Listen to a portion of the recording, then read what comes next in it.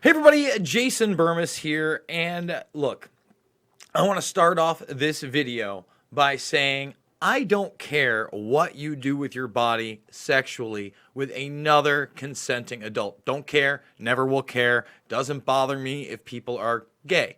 Now, Pete behind me, I can never pronounce his name, but I am not a fan. I usually refer to him as Pete Bootlicker, but in this case, he's telling the truth. 100% telling the truth most of the way. So what do I mean?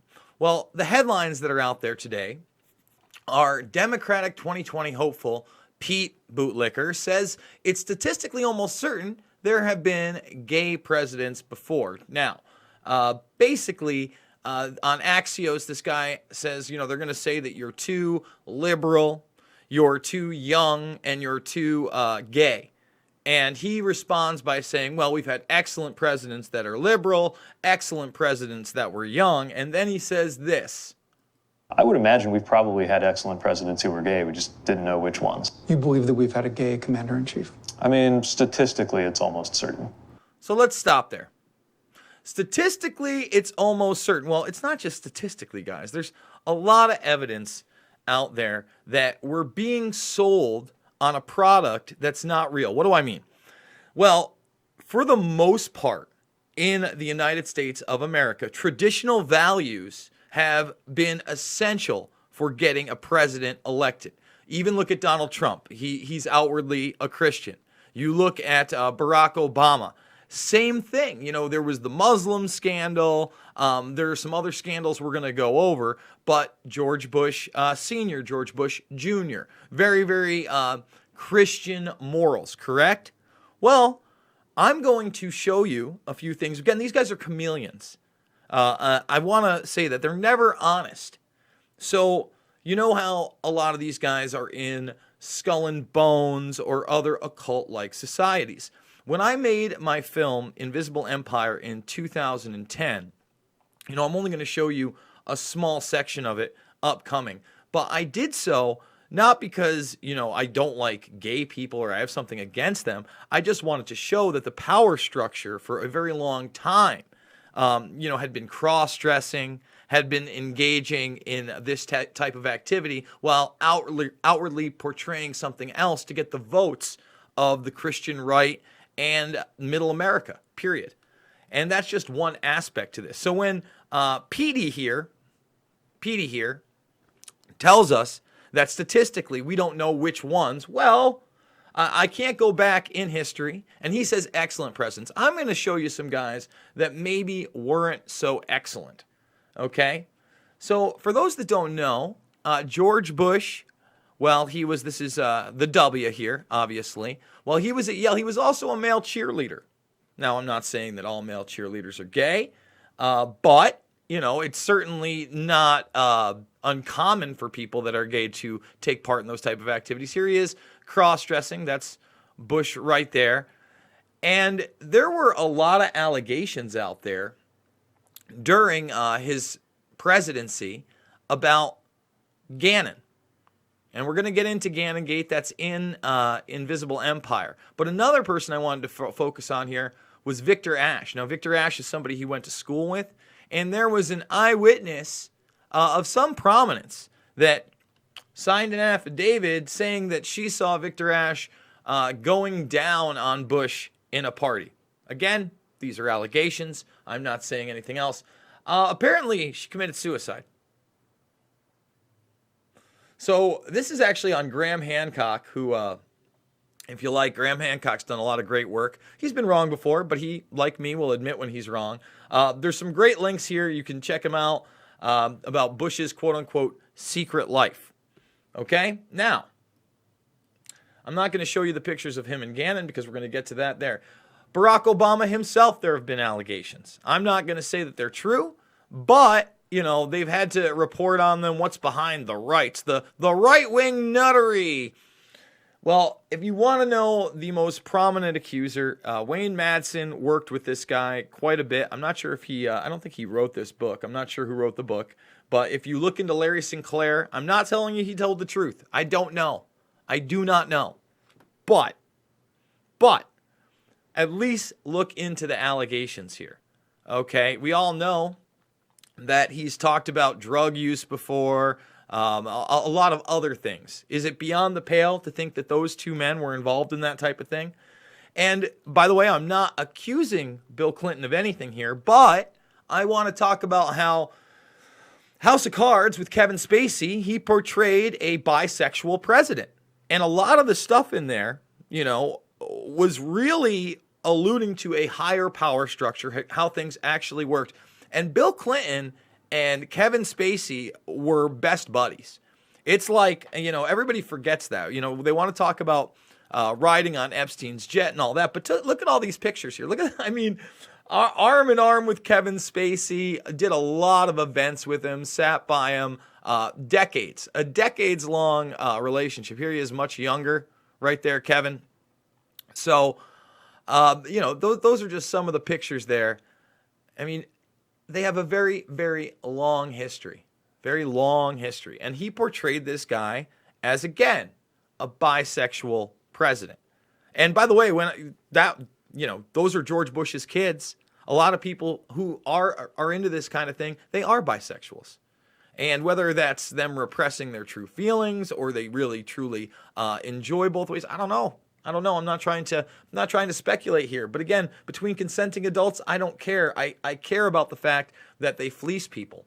So here I'm going into the Bohemian Grove in my 2010 film, Invisible Empire, and showing that it has not only an occultic angle, but rituals carry on in the redwoods of Sonoma, California. And what is the Bohemian Grove? Well, it's a kind of summer camp for the powerful, an all-male gathering in great secrecy. This group was formed in the late 1800s by artists, industrialists, and politicians. Bohemian attendees worship the owl as their deity. The Aztecs, Mayans, and other natives of Mesoamerica considered the owl a symbol of destruction and death. This is why the opening ritual for the club is the cremation of care. During the ritual, the effigy of a baby is rowed across the water by the Grim Reaper and given to a high priest, who then tosses it on a fiery sacrificial altar of a 40-foot owl god. It is an earth-based ritual in which care is burned away. The conscience is symbolically cast aside so that they may ignore the pain they have inflicted on others for the advancement of their own agendas. And let me just stop it there. Bohemian Grove coming up. It's probably coming up in a month's time or less. I'm not quite sure. I'll have to look into it. But once a year for 2 weeks in this encampment in Sonoma, you have high-level players in these encampments. You do have policy meetings. Believe the hype. Look at the pictures with Reagan, Nixon, and Eisenhower sitting at a table here. The Bushes infamously went here. And the occult stuff is very bizarre. But, you know, obviously the reason I'm including this here is because there's a lot of other bizarre things going on. With this ceremony called the cremation of care that begins the 2-week encampment where the body of dull care symbolizing woes and concerns is burned on an altar in front of a big owl statue. When that ceremony ends, they all start to cheer and yell. You have to ask yourself why it is that somebody would want to do that, let alone these elite people. And if you look at the elite throughout history, many of the people that achieve pinnacles of power are into the occult. They seek a supernatural way to gain power. Why are Christian conservatives such as the Bushes and Newt Gingrich attending the Grove?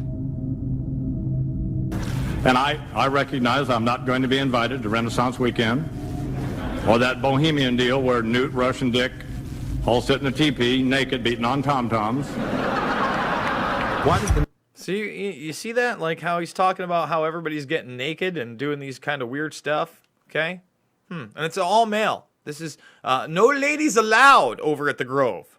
media barely mention the Grove? Because many of them are in attendance. Late political cartoonist Phil Frank of the San Francisco Chronicle draws a reporter thinking about his loyalties to Bohemian Grove as he takes notes for a story.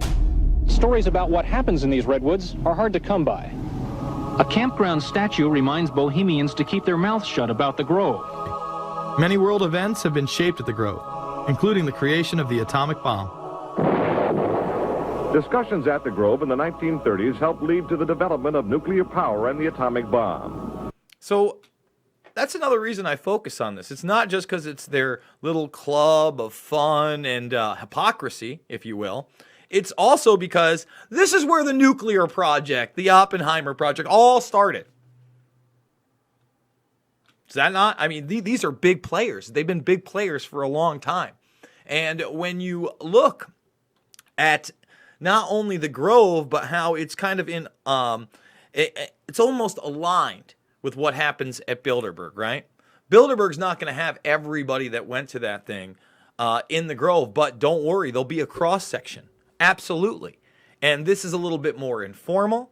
There's a lot more players. It's that pyramid structure. It's that compartmentalization that you know, again, this has been around a longer time. Now there's 3,000 plus, but back in the day it was like 800, 900 members when it first started in the late 1800s. So let's continue.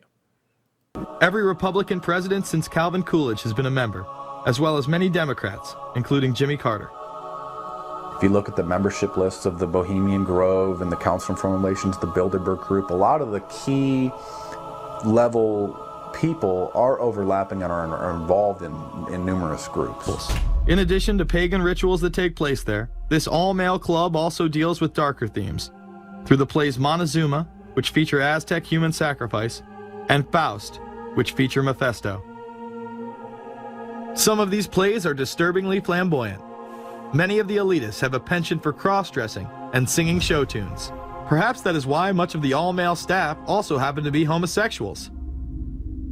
Well, each year, many of them seem to have a stunt or try to come up with a stunt. Last year, in 1980, the popular button was Free the Fortune 500. Bohemian Grove that I attend one time at a time. It is the most faggot goddamn thing you will ever imagine. Now let me stop that. You know, I do not want to use that kind of language. That was Nixon. That's what Nixon was talking about in the 70s. All right? Don't put that on me. I'm not trying to be a bigot. You know, don't give me a copyright strike or a hate speech strike. I didn't say that's... See, that's the thing. See, with these new rules, it's really tough because that's historical record that Richard Nixon is saying that. And now you're going to see an article from 2004. You know, I kind of showed you in the 70s that a lot of the staff was, gay, probably having relationships with some of the members. But now, in 2004, they have a high-level gay porn star attending there. In 2004, the New York Post reported that gay porn star Chad Savage would be servicing moguls at the Bohemian Grove. In recent years, several politicians have been outed in scandals, including Senator Larry Craig, who tried to solicit sex from an undercover officer in 2007. Even more shocking, it was revealed in 2004 that right-wing blogger James Guckert, who had unprecedented access to the White House during the Iraq War, was actually Jeff Gannon, a madam and male prostitute for militarystuds.com. And let's just stop that here. One of the other things that's alarming about this are the implications of blackmail of high-level people. People that don't want this information to ever come out. And somehow they've been compromised into a position where pictures or a video may come out. Okay? So now we're getting into George W. Bush and Gannon. So he's a right-wing blogger, but no, wait a minute. James Gannon is James Guckert, who is actually what? Oh, a prostitute and madam for militarystuds.com. During his 2 years writing for GOP USA and Talon News, Gannon officially made over 200 appearances at the White House. Oddly enough, over 24 of these visits would take place when there were no scheduled briefings. He failed to check in or out with the Secret Service on many other occasions. So, over 24 times confirmed, no briefings going on, and Gannon's there, and sometimes he would check in and out without the Secret Service, and there's George Bush kissing the head of a grown man, a bald head. Do you do that? I don't often kiss the heads of bald men. That's not my thing, but yeah, so we'll continue. Let's just keep going. Coming and going as he pleased. These type of activities are not new to the White House. In 1989, headlines involving call boys in the White House rocked the cover of the Washington Times. The Washington Times reported today that unidentified White House aides in the Carter, Reagan, and Bush administrations now are being investigated for using the services of a call boy ring. The paper reports that 2 of the male prostitutes were given a late-night tour of the White House last year. Hundreds of credit card receipts obtained by the Washington Times confirm that its clients were key officials of the Reagan and Bush administrations, military officers, congressional aides, and U.S. and foreign businessmen with close social ties to Washington's political elite. We're going to stop it there because it goes a lot deeper. Yes, some of these people were alleged to be underage. I've covered that in other videos, but I'm going to leave it there. You know, I think that Petey here with his comment is 100% spot on. He is telling the truth. This isn't new. And I think that we actually do know more than they're letting on. And that's really all I have to say about that. You know, politicians are liars. A lot of them are lawyers. They're synonymous with each other. They hide. They are chameleons. One of the things I respect about this guy, at least he's being honest. You know, he's not about political issues so much, but at least about who he is, he's pretty honest. So Pete Bootlicker, good for you. And he's not bullshitting you guys. Folks, if you don't know yet, if you didn't come to the 20K AMA, I am officially on my own. I'm going to put the link right here in the chat. Basically, I'm trying to raise $5,000 a month to bring you guys, 5, 6, 7, maybe even 10 videos a day. I'm working on some kind of an actual radio deal where maybe I can simulcast videos 8 during a 2-hour period and be on the radio. That way you get a podcast on top of it. You can interact. We'll see where that goes. It's kind of the goal. But right now we're just putting out content. So if you love the Burmis Brigade, if you like independent media, if you like what I've been doing here the last couple of weeks and running through it, that's what we're doing. We're doing real stories. So right now, by the way, I launched this less than 24 hours ago. I'm almost a tenth of the way there, which is awesome. I want to do this. Ask Me Anything as an AMA. You can go check it out. Did it last night. But Ryan Erickson, thank you very much. Erica Jill, thank you very much. Anonymous, thank you. Jess Vasquez, Emmy Anderson, thank you. Jen, Flick Off, thank you. And Christopher Bradley, thank you. Every small bit helps to get to this. If we can go beyond 5K each month, I may even be able to go on location once a month and do some live streaming there, which is what I want to do. I mean, I would love to be able to go and cover the Grove this year. Obviously, I'm not going to sneak in. I'm warning everybody, that's not what I'm planning on doing. But to show people the area, perhaps get some of the people on their way in of prominence and show you that, this is part of policy today, and it is important to talk about. So guys, if you can support me in any way, that's awesome. We're on the road to 30K. We've hit 20K, which is awesome. Once we hit 30K on this channel, we can do a lot more. As I've stated before, I really want to stay on this platform, and I think it needs voices, doesn't it? Does it not need free voices that are not left and right? Everybody knows I'm not calling for hate speech. Everybody knows I'm not calling for violence. So hopefully with your support out there, we can continue to do real and relevant material and try to make the world a better place. So with that being said, thank you guys for joining me. Thanks for joining the Burmis Brigade. Please sub if you're not. Thumbs up, share, and I'll see you guys on the flip side.